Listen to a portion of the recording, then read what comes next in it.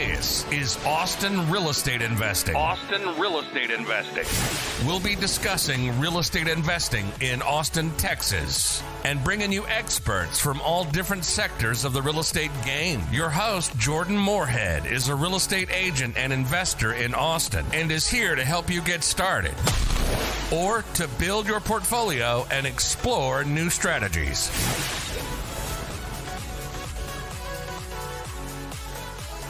This is Jordan Moorhead, and this is the Austin Real Estate Investing Podcast. Today I've got Alex Delp on here. Alex is a real estate investor here in Austin. He's still working a W-2 right now, but he's doing a ton of cool stuff with real estate. He fully remodeled a house hack that he lives in, and he just bought a long-term rental in Austin where the numbers actually work. Hey, Alex, how are you? Good, Jordan. How you doing, man? Good. Good to have you on. Thanks for having me. Before we get started, I got the most important question. I want to make sure people really know more about you. What's your favorite restaurant in Austin? Okay, well, I'm going to give you three if that's okay, because I'm the kind of guy who has a hard time picking one favorite. Sure. So I like, when you say favorite, one of the first ones that comes to mind for me is Red Ash downtown. Oh, yeah. Red Ash Italia. Their bone marrow appetizers, one of the most amazing things I've had, I think, to eat in recent memory. Overall great experience too. I also really like the Clay Pit. Have you been there downtown? Oh yeah, I love Clay Pit.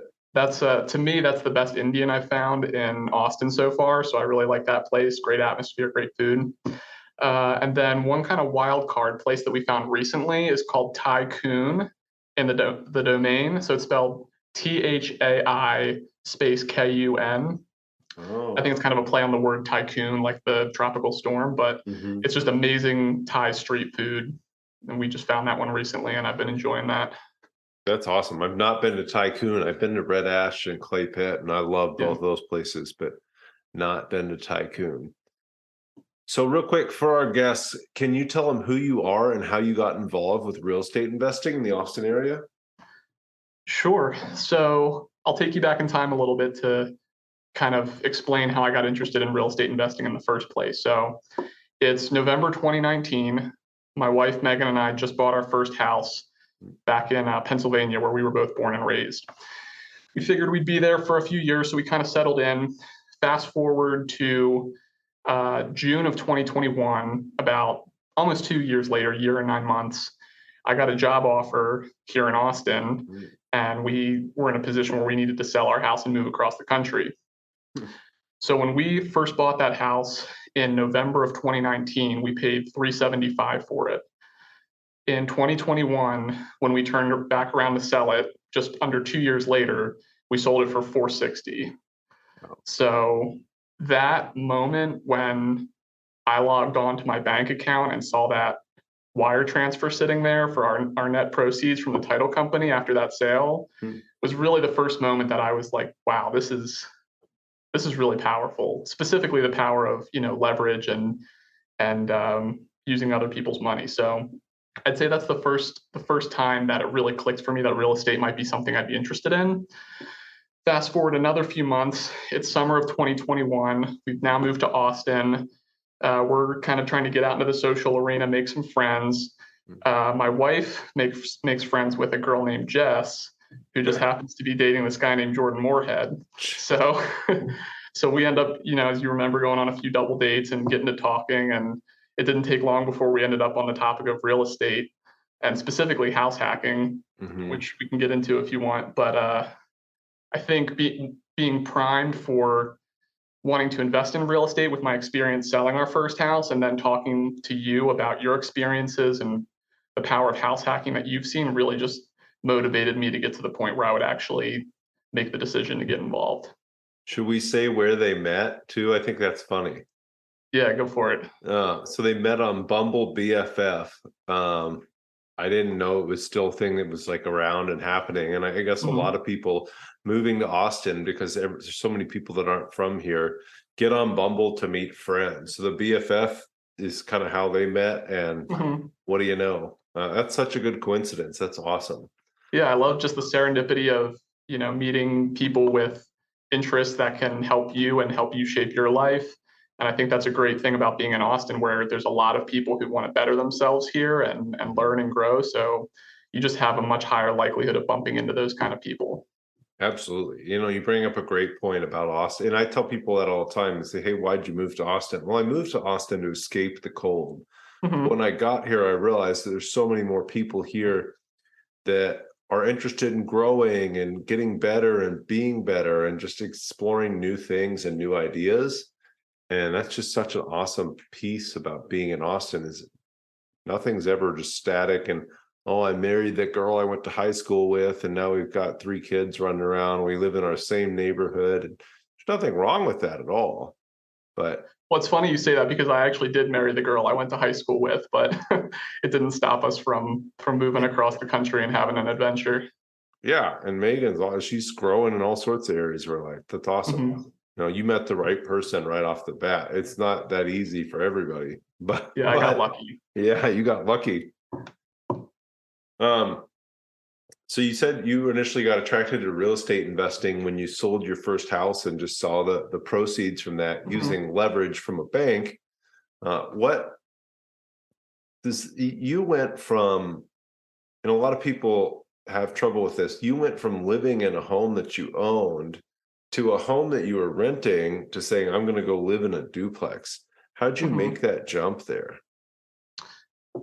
So I think, like, how did I go from living in a single family to living in a duplex, basically? How'd you get your mind around of like, hey, I'm going to essentially downgrade to then move up later in life? So it's I gotcha. temporary pain for a long-term gain. That's so much easier said than done, Yeah, that's exactly how we looked at it, Jordan. We didn't say, we're setting out to find our dream home, our place where we want to live that's going to be the most comfortable and the best neighborhood. The goal that we started out with was we want to go find an investment property. And one of the best tools to allow us to acquire an investment property with the amount of cash and funding that we have available is to make use of an FHA loan and live on the property for a year. So we didn't even really think of it in terms of, is this somewhere we want to live? Or is this somewhere we want to be long term? It was really just, can we get through a year here? And is the investment solid? So yeah, I think actually getting our minds around being able to live somewhere like that was different from what we were used to and pushed our comfort zone a little bit. I think I just knew how much I wanted to get into this and how much I wanted to have the benefits of starting early, 10, 20, 30 years down the road. So I think I honestly just tried to bite the bullet before I could think too much about it. No, that's awesome. And I mean, you talked about that you're just wanting to be there for a year and you wanted the outcome more than you cared about the temporary situation. I think that's so important. Right. So many people, I talk to people all day, every day, and they say, yeah, I just don't know if I could do that. It's like, well, if you don't know if you could live in a duplex, it's like a townhome. Essentially, it's a townhome. If you think of it as that way, like, hey, if you ask the same person, could you live in a townhome? I guarantee the answer is yes. Yeah. But hey guys, this is Jordan Moorhead here, and I wanted to ask if you could do a huge favor for me. If you could go leave a review for this podcast wherever you're listening to it, that would really help me get this into the hands of other people that are interested in information about Austin real estate investing, and I'd be able to help more people. Thanks, guys. Yeah. And I mean, granted, it's tight. It's my wife and I and our 2 dogs and a little less than 1,000 square feet. So I won't lie and tell you it's glamorous or, always 100% fun and comfort. But, we know what we signed up for. And I think it's going to be a completely worthwhile trade-off to slightly push our comfort zone for a year in order to have acquired our first, real investment property that will hopefully be one of many soon. Yeah, and you did it for such a low down payment. But the reason I still just can't get over, you so expertly explained that the reason was my why was so much bigger than the temporary pain. So to get over that temporary pain for that long-term gain, you just got to have a big why. Yeah. So you mentioned, for a small down payment, and because you just bought another investment property, and can you tell us about that one here real quick? Yeah, so that one was a little bit different. So We closed first week in January, and I bought this one with a good friend and business partner who's also very interested in real estate investing. So because we used a DSCR loan, so we had to put a higher percent down. We put 25% down, but because we split that between the two of us, it was less of a burden for each of us to bring that to the table. So that's how we went about that one. And as you said in the intro, it's a long-term rental for that one. And it needs a little bit of work too, I believe, right? Yeah, the inside actually isn't terrible. I think it was renovated in the last few years. It's kind of dirty and dingy, but it's solid. A little cleaning up though. Yeah, a little cleaning up, some paint. The exterior is probably the roughest part. Some of like the fascia boards and exterior trim and stuff are pretty rotted out, but it's not, the house isn't going to fall down anytime soon. It's watertight. It's things that we can kind of work on as we're able without a ton of urgency. That's good. That's good to have. I think that having a plan but not having, that's why I love rentals, because you have a little bit of time buffer. You don't have to have it done right away, or you're not in a huge amount of trouble if it's not done right away. So you've got time on your side. Well, I think you also have to think about the standards of the kind of like who you're going to be renting to. So the house isn't in the nicest neighborhood, but it's just kind of a solid, working class neighborhood. People just want a clean and safe place to live. They're not really going to care if, the paint's peeling in one spot or, the driveway's a little cracked. So I think you need to take that into consideration too. Absolutely. So, Alex, I know you did a lot of rehab yourself on this house hack, right? Right. Yeah. Can you tell us a little bit about that, and then about maybe the biggest mistake you made in regards to that rehab that you wouldn't do again? Sure. So for context, my path to graduating from college was kind of meandering and winding, and I took some time off and ended up working construction for what amounted to a few years. And during that time, I worked doing just about every different construction job you could imagine. So I was a laborer. I literally dug ditches. I worked for plumbers. I worked for electricians. I worked for carpenters. And I basically just got this really amazing variety of experience, not becoming an expert in anything. And that's kind of been a theme in my career and life in general, but sort of becoming a jack of all trades. So when I decided that I wanted to get into real estate investing and I wanted to buy, we at this point decided we wanted to buy a duplex, I figured that one advantage that I could bring to the table from my skill set was getting a place that needed to be fixed up and then executing a lot of that work myself. The idea was that would also allow me to preserve as much of the capital as possible that we obtained through the sale of our Pennsylvania house, because I wanted to be able to keep as much of that for future deals as possible. So, yeah, I mean, the duplex we bought on Rutland, the one we live in now, our first house hack, was pretty gnarly when we bought it. I mean, I think that's putting it mildly. It just really was not taken care of. So many dead cockroaches. Didn't smell great. Dry walls got holes punched in it, and broken windows, fences falling over. I mean, I can hardly think of a thing in or out of the house that didn't need to be touched or updated or fixed in some way.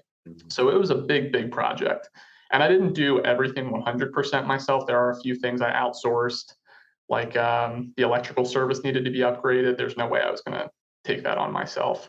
A big portion of the fence needed to be fixed, and doing that by myself would have taken forever. So I just paid a crew of guys to do that. But as far as what I learned from that experience and the advice I would give maybe to my past self would be to think about the cost of your time and the opportunity cost of working on construction when you could be renting out your unit. So we bought the property in March, moved in May, and I didn't have the Airbnb ready to go until November. So it took me a decent bit of time to get all the repairs done. And that's time that I could have been, that I could have started renting out earlier and started recouping that money. So I wouldn't have just fully farmed everything out necessarily, but I might have thought more carefully about hiring out certain tasks that took me a really long time.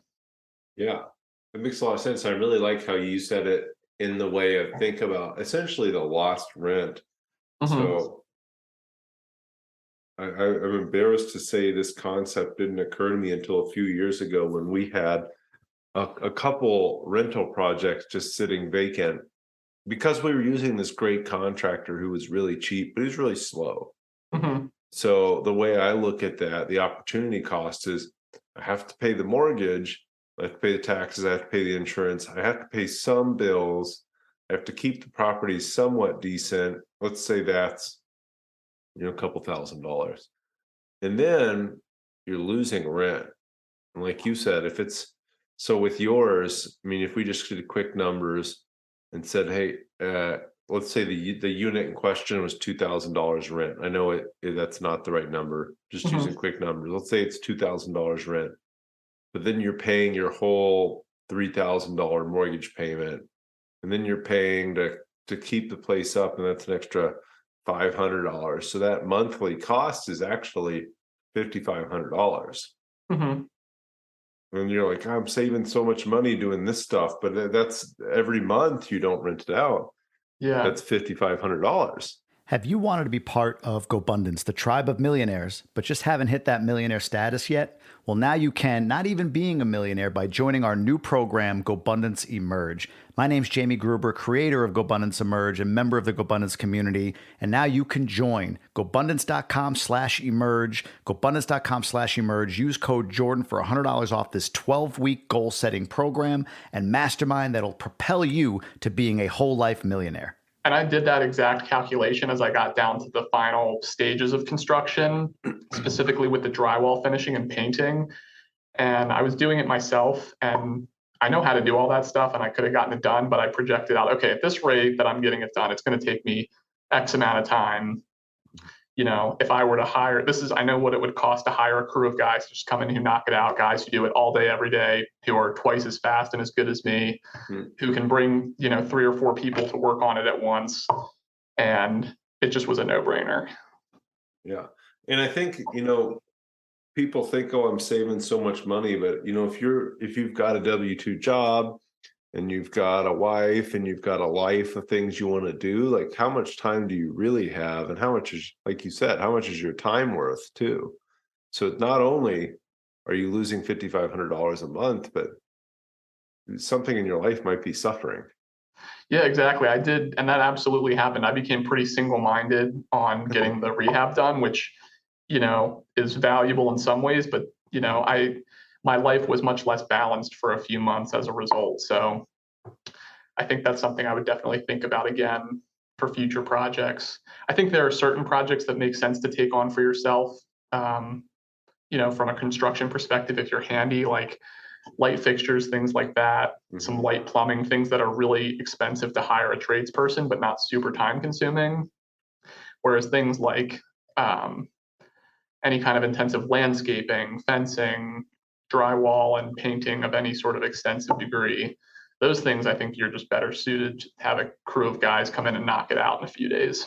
Because like you said, that takes a ton of time to do that stuff, and it's not super expensive to hire.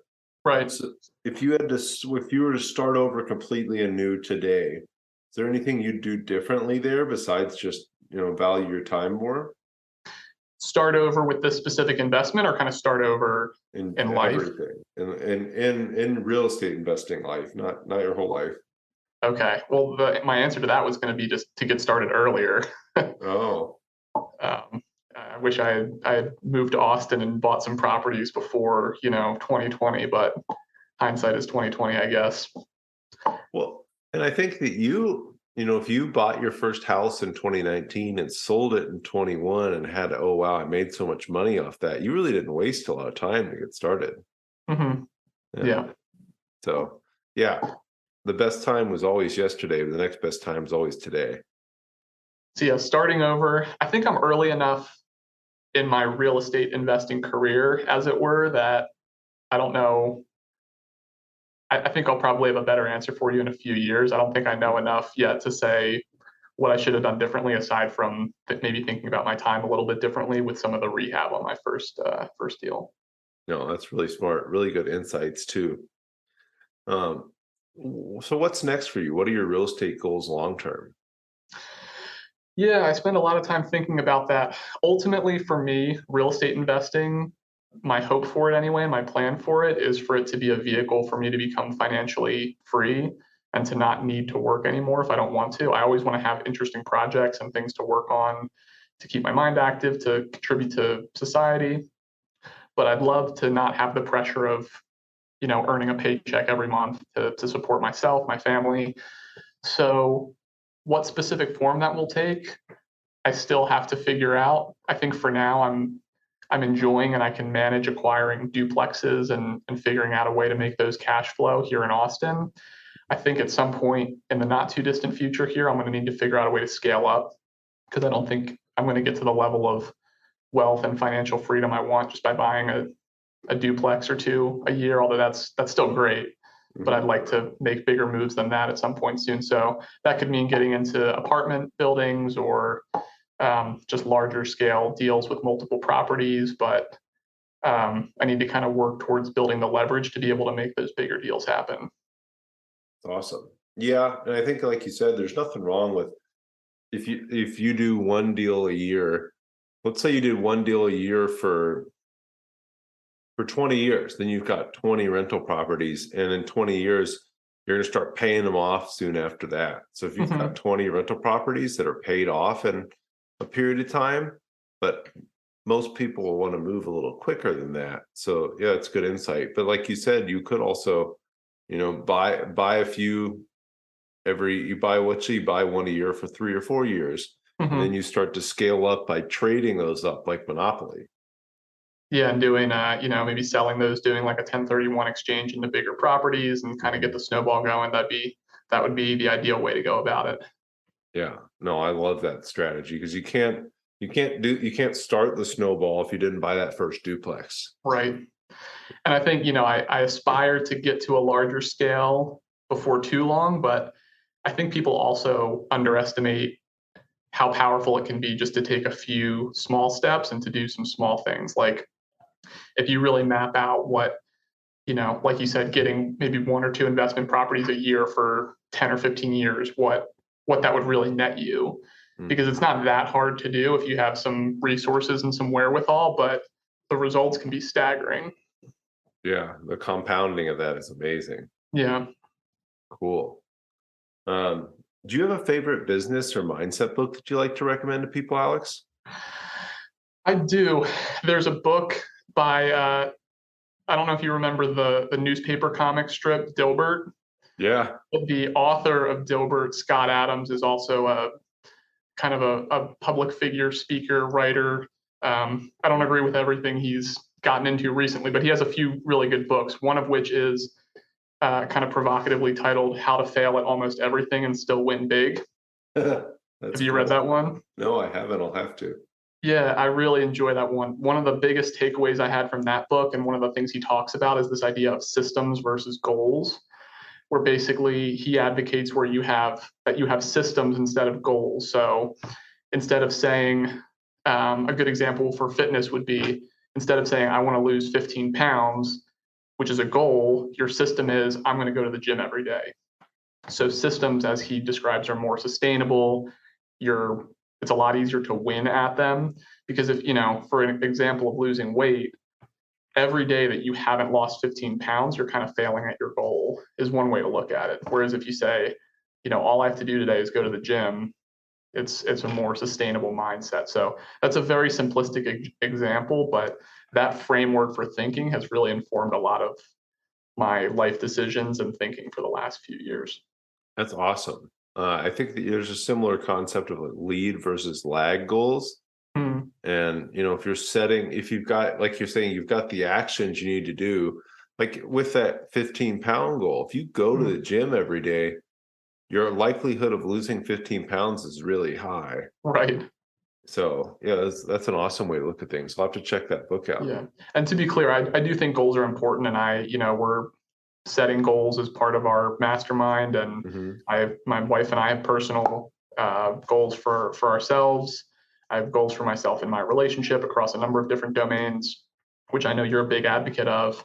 But I think systems and goals can kind of go hand in hand. And I think it's just the bottom line is it's good to not become myopic into thinking there's this one thing that I really want to accomplish and I'm not going to be happy until I get there. Mm-hmm. No, that's great. And then you can enjoy the process along the way too. Yeah, exactly. Because you're achieving your goals if you're going to the gym every day rather than, hey, I'm only happy if I lose that 15 pounds. So that's cool. Right. And you're focusing on something that's entirely within your control, as opposed to a more results-oriented approach where you may or may not be able to have that same control. Absolutely. No, I really like that. It's a good way to look at goal setting too in general. Alex, is there a good way for people to get a hold of you or just to follow you? Jordan Moorhead here. Really quickly, wanted to tell you a couple other ways you can keep track of us. If you want to listen to all these podcasts and ask questions, the Moorhead team on YouTube is the best place to be. And then Austin Real Estate Investors on Meetup is a great place to keep track of all of our meetups we have going on. Probably not a great way. I am on Instagram. I haven't been super active recently. Alexander_Delp on Instagram. I have a lot of pictures and videos from the rehab project for my house hack. If people want to check that out and see me fumbling my way through, different kinds of repairs and things, that might be of entertainment. But yeah, you can DM me through that, or you can find me at most of the monthly Moorhead team meetups if you want to catch up in person. So yeah, plug that for you. That's a great way to come meet him. Come out to our meetups and meet Alex. Jordan, can I ask you a couple questions before we wrap up? Sure, absolutely. So I just thought this would be a cool opportunity to maybe ask you a few things. So one of the things I've noticed about you and that I really admire is that you never seem particularly rushed or flustered, or like you just don't seem like you really get too cranked up about anything. And I'm wondering if that's kind of an innate personality trait or if it's something you've developed, or maybe you disagree with the assessment. Maybe it's some sort of disease. If so, it's a useful disease. You just have a very even-keeled demeanor, and I really admire that as someone who can be anxious and flustered at times. Oh, thank you. If I do have a personality disorder, it served me really well in real estate. That's for sure. I just don't think that there's, we're all, especially if you're, let's just talk about a real estate transaction because we're on a real estate podcast. We're all kind of looking to get to the same end goal. And there's no reason to get upset at each other. The seller wants to sell, the buyer wants to buy. We both want to get to closing. So why are we going to get mad at each other? But just generally in life, I do think that everybody just kind of is doing their best. However that looks for each person, it's going to be different for everybody. But I think everybody's trying their best and doing their best. And I really just think that there aren't really any inherently bad people. There's just people that have done bad things. And I think a lot of people disagree with me there, but it's not worth it to get all fired up about it. It's not going to help anybody. It's not going to help get the job done. So why are we getting upset? Yeah, when it seems like, you give people a lot of the benefit of the doubt, and that actually helps you because it lets you have a more relaxed and open mindset. So it's really, even if you just looked at it from a selfish perspective, it's probably the right way to go about life. Yeah, it definitely helps me. I had an agent not too long ago ask me, things weren't going long and it was nothing in our control. So the lender they just kept needing extensions and extensions. And I understand why she was frustrated because the sellers were trying to close and that she couldn't do anything to fix it. And I couldn't do anything to fix it. But she told me, I need you to get upset about this. And I said, hey, I'm sorry. I know I can't do anything. I'm not one to get upset. It's completely out of our control. So sometimes things there's nothing you can do about them. You got to do what you can do, which is just move forward. And if you get upset about something you can't control, it's wasting your time and everybody else's. Yeah, it seems silly to, that she wanted you to get upset, but that's a very telling story, and I think illustrates your point very well. I wish I didn't have that story, but yeah. Okay. So I just have two other quick ones for you. So if I were to say I have a superpower, and I'm doing air quotes when I say that, I think it's, so I'm a project manager by trade for my career. So I basically, I'm never the smartest person in the room, but my job is to try to get all the smartest people in the room and point them in the right direction. So I think over the years, I've gotten pretty good at figuring out how to do that, how to get the right people in the right room, organize them around a common goal, and just organize that effort. So my question to you is, if you had a superpower, if you have something you would consider to be something you're especially good at, what would it be? Believe it or not, I think it's finding those people to get in the room. So just, connecting everybody. I'm definitely not the project manager. I'm not the best at figuring out how it's all going to work, but I'm definitely the best at gathering those people or connecting A to B. So I say, hey, Alex, you need to meet George over here. I'm very good at connecting people and just kind of being able to weave that all together. It's just, Gotcha. That's one of my strengths is definitely connections. And I've definitely observed that. And you've got a great team that all has different, very complementary skill sets. You've got Devin and Connor and Megan, and they're all like really awesome at a different thing that fits into a well-rounded team for you guys holistically. That was an accident, but thank you. I was trying to let you take credit for it, but no, that was totally an accident. Cool. All right, last quick question for you. So I know I heard on a different podcast you did at one point a quote that you like, which is, whether you believe you can or you believe you can't, you're right. Oh, yeah. And I'm wondering if there are any other quotes that you live by or that have at least been top of mind recently. Yeah, so that's absolutely a great one. I think Henry Ford said that, or at least he's credited with saying it. You see all this credit for all these quotes, and I have a feeling most of it is wrong, but that's the credit for that one. One of my favorite quotes is, your network is your net worth. And I think this is back to just connecting people or making connections, because it's really about who you know. It's not what you know. It doesn't have anything to do with what you know. Yeah, I think, having a connection focused mindset is a really powerful way to grow in any field, really, but especially in real estate investing. And it's just not knowing that you don't need to know the answer. You just need to find somebody that can help you find the answer. So you don't have to know everything. I don't know most things, but I can find somebody that knows. Well, and back to your earlier question about how I had the wherewithal to sort of get my feet, jump in with both feet for the house hack project and navigate through that. I did some things, but I leaned heavily on you and your team and the resources and expertise of other people. And I think just realizing that you don't have to do it all yourself is very enabling and just can help you get started when it seems overwhelming. Yeah, no, that's awesome. And you got to have a team around you. And it doesn't mean you have to have people that work for you. You have to know the right people, whether it's contractors or handyman or the right realtor, the right loan officer. Just makes everything so much easier. Exactly. Well, cool, man. That was a lot of fun. Full disclosure, I had no idea Alex was going to do that. So, but that was a lot of fun. Cool. This was a lot of fun, Jordan. Thanks for having me. It was great talking to you as always, and I'm sure we'll catch up soon. Absolutely. Yeah, and stay tuned, guys. We actually are having a podcast coming out here sometime in the future, in the next couple months, where somebody is going to interview me, and I have no idea what he's going to ask, so it should be interesting. Oh, I'm looking forward to that. Yeah. Awesome. So follow Alex on Instagram at Alexander_Delp. Make sure to follow me on Instagram at Jordan Moorhead. We'll have all this stuff in the show notes for you too, so you can reach out to Alex and ask him about his real estate investing here in Austin. Thanks, Jordan. Great talking to you. All right. Great talking to you too. Talk to you here soon. See ya.